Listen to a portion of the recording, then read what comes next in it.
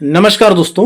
बारिश के मौसम में आपने एक कॉमन सी चीज देखी होगी कि इस समय यदि आपके घर में छोटे बच्चे होंगे या बड़े बुजुर्ग होंगे तो वो ऑटोमेटिक सोते समय बिस्तर पर पेशाब कर देंगे। इसे हमारी मेडिकल टर्म में नॉक्टर्नल इन्यूरेसिस कहते हैं या बेड वेटिंग का नाम भी दिया गया है। तो छोटे बच्चों और बुजुर्गों में ये समस्या वैसे तो सामान्यतः 12 महीने पाई जाती है, परंतु बारिश के मौसम में चूंकि वातावरण में नमी ज्यादा होती है, बॉडी जो होती है वो वातावरण से पानी को जो है वो एब्जॉर्ब करती है, जिसके कारण उन्हें और भी ज़्यादा यूरिन का प्रोडक्शन बढ़ जाता है। तो ऐसी कंडीशन में आप देखेंगे कि छोटे बच्चे और बड़े बुजुर्ग बार बार बिस्तर पर पेशाब कर देते हैं, जिसके कारण घर वालों को बहुत ज़्यादा परेशानी का सामना करना पड़ता है, बार बार पूरे बिस्तर चेंज करना पड़ते हैं। अब ऐसी कंडीशन में होम्योपैथी में इस कंडीशन के लिए बहुत अच्छी अच्छी दवा आती है, जैसे एक्विजिटम आती है, क्रियोजोट आती है, जैसे सिना आती है, पल्सेटिला आती है, कास्टिकम आती है, या इस तरह की काफ़ी सारी मेडिसिन आती है।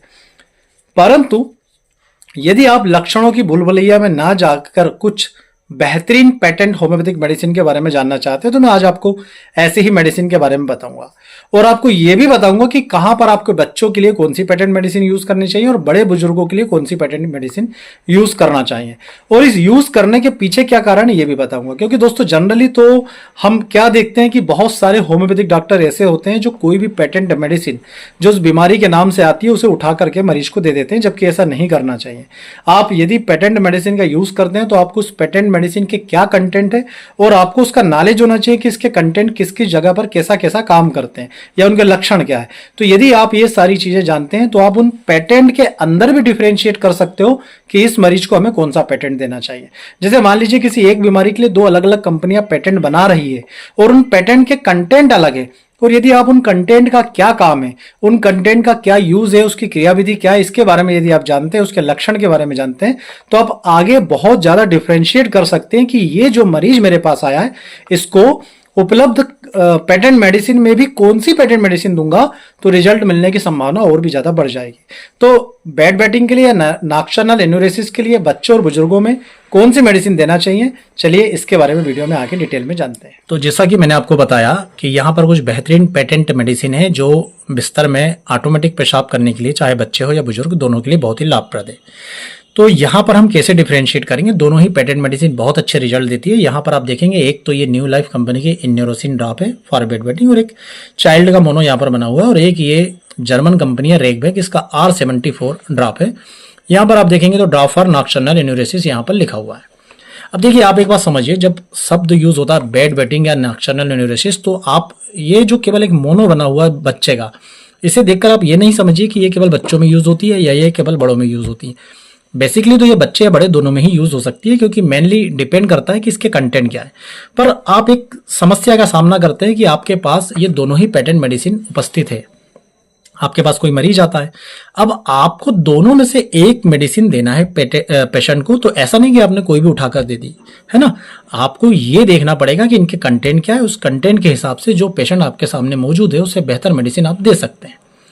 वैसे तो बेहतर यह है कि यदि आप सारी मेडिसिन के बारे में डिटेल जानते हैं तो जो भी मेडिसिन आपको लक्षणों के आधार पर मरीज की उचित लग रही है, जैसे एक्विजिटम लग रही है एक्विजिटम दे, क्रियोजोट लग रही है क्रियोजोट दे। पर बहुत सारे लोग जो बहुत ज़्यादा लक्षणों की डिटेल में नहीं जाते, उनके हिसाब से मैं आपको एक यहाँ पर समाधान बता रहा हूँ। तो जैसे यहाँ पर आप देखेंगे न्यूरोसिन ड्रॉप, ये न्यू लाइफ कंपनी के ड्रॉप है। अभी यदि हम इसके कंटेंट के बारे में बात करेंगे तो देखिए यहाँ पर आपको पहला कंटेंट मिलेगा एक्विजिटम, और एक्विजिटम जो है वो यूरिन जो अपने आप निकल जाती है या बच्चे पेशाब कर देते हैं उसकी प्रमुख मेडिसिन है। और यदि किसी व्यक्ति को ब्लेडर में इरिटेशन होता है, इरिटेशन का मतलब ये होता है, इरिटेटिव ब्लेडर नाम दे दिया जाता है, मतलब व्यक्ति जब भी कुछ पीता है, चाय पीता है, पानी पीता है, दूध पीता है, थोड़ा सा भी पानी वगैरह कुछ पिया, ब्लेडर तक पहुंचा, ब्लेडर तुरंत इरिटेट होकर उसे बाहर निकालने के लिए अंदर से यूरिन जैसी फीलिंग लाता है, और मरीज कई बार जो है वो कपड़े ही खराब कर लेता है। तो एक्विजिटम बार बार पेशाब आने की मुख्य मेडिसिन होती है। जैसे दूसरी मेडिसिन इसमें मिली हुई है क्रियोजोट। क्रियोजोट क्या करता है, यदि कोई व्यक्ति गहरी नींद में है या नई नई नींद लगी है और वो बिस्तर में पेशाब कर देता है तो उसकी मेडिसिन होती है क्रियोजोटम। कास्टिकम क्या काम करती है, कास्टिकम मसल्स की वीकनेस है, जैसे यूरिनरी ब्लैडर को जो होल्ड करने वाला, जो सपोर्ट करने वाली मसल्स है, यदि वो कमजोर हो जाए, या जो हम बोलते हैं ब्लैडर का स्फिंक्टर जो है वो कमजोर हो जाए तो यूरिन पे कंट्रोल नहीं होता। छोटे बच्चों में ऐसा देखा गया है कि कई बार उनकी मांसपेशियां जो सही से डेवलप नहीं हो पाती या कमजोर होती है, जिसके कारण वो यूरिन कर देते हैं। अब एक और है इसमें बर्बेस्कम। बर्बेस्कम का भी वही काम है कि भाई यूरिनरी ब्लैडर जो है उसमें अपने आप यूरिन जो है वो लीक हो जाती है, अपने आप यूरिन जो बाहर की तरफ निकल जाती है। अच्छा, इसमें अगली एक मेडिसिन मिली हुई है सीना, और इसी मेडिसिन पर थोड़ा सा गौर कीजिएगा। सीना जो है दोस्तों वो यूरिन अपने आप निकलने की तो बहुत अच्छी मेडिसिन है ही, साथ ही बहुत अच्छी मेडिसिन है दोस्तों यदि कोई व्यक्ति कृमि से सफ़र कर रहा है ना, उसे यदि वार्म इन्फेस्टेशन है तो सीना बहुत अच्छी मेडिसिन है। तो जनरली तो देखिए कृमि की समस्या जो है वो बच्चों में भी हो सकती है, बुजुर्गों में भी हो सकती है, परंतु मोस्टली जो आप एक रेशो देखेंगे तो बच्चों में कृमि की संभावना सबसे ज़्यादा होती है, और इसमें इसकी मेन मेडिसिन मिली हुई है सीना। तो हमारे पास क्या होता है कि इन सारे लक्षणों को देखते हुए ऐसा ये प्रतीत होता है कि ये बच्चे और बुजुर्ग काम तो दोनों में करेगी, पर यदि हम बच्चे में इसे प्राथमिकता से यूज करें तो ये मेडिसिन ज़्यादा अच्छा असर करेगी, ये इसके कंटेंट बताते हैं, और शायद इसीलिए कंपनी ने इसके ऊपर एक बच्चे का मोनो बनाया हुआ है। तो जैसा मैंने आपको बताया कि आप कंटेंट पर थोड़ा सा गौर कीजिए, तो कंटेंट ये बताते हैं कि भाई ये बच्चे बड़े दोनों के लिए है, पर चूंकि कृमि की मेडिसिन भी इसमें स्पेशली मिली हुई है, इसलिए यदि आप बच्चों पर ज़्यादा गौर करेंगे इस मेडिसिन के लिए तो आपको बेहतर रिजल्ट मिलेंगे, यदि आपके पास ये दोनों अवेलेबल है तो।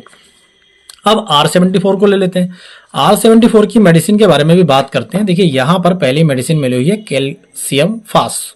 तो कैल्शियम फास कैल्शियम की कमजोरी के कारण शरीर में यदि जो है वो तंत्र डेवलप नहीं हो पाया हड्डियों वाला। कास्टिकम क्या करती है, कास्टिकम के बारे में मैंने आपको बता ही दिया कि मांसपेशियों की कमजोरी। फेरम फास क्या करती है, खून की कमी को दूर करने का काम करती है, और फेरम फास में ये लक्षण भी पाया जाता है कि भाई अपने आप यूरिन निकल जाना। उसके अलावा जो है यह दिन के समय यदि कोई व्यक्ति अपने आप यूरिन पास कर देता है, खासकर दिन के समय, तो फिर वहां पर जो है फेरम फास बहुत अच्छा काम करती है। काली फास तंत्रिका तंत्र की कमजोरी। अब देखिए ये जो काली फास, इस पे गौर कीजिएगा।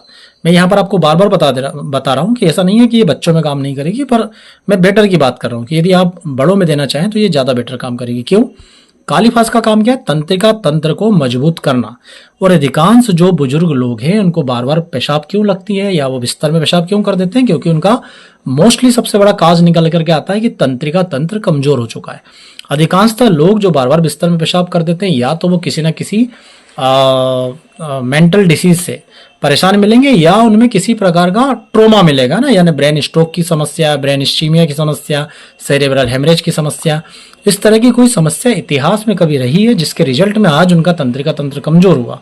और ना केवल ब्रेन वाला तंत्रिका तंत्र, बल्कि जो तंत्रिका यूरिनरी ब्लैडर को सपोर्ट करती है और वहां से ये एहसास लाती है कि यूरिन आपको आ रही है, वो एहसास आना बंद हो जाता है। तो ये जो काली फास है ये सारे इस तंत्रिका तंत्र को सपोर्ट करती है, और ये छोटे बच्चों में कम और बड़े लोगों में, बुजुर्ग लोगों में ज्यादा होता है। इसलिए मैंने आपको बताया है कि यदि आप कंटेंट देखेंगे, चूंकि न्यूरोसिन ड्रॉप में काली फास नहीं है, और हमें ये देखने में आया है कि अधिकांशतः बुजुर्गों में जो एन्यूरेसिस की समस्या होती है, नॉक्टर्नल एन्यूरेसिस की, वो तंत्रिका तंत्र की कमजोरी से होती है, और उसकी मेडिसिन काली फास इसमें मिली हुई है।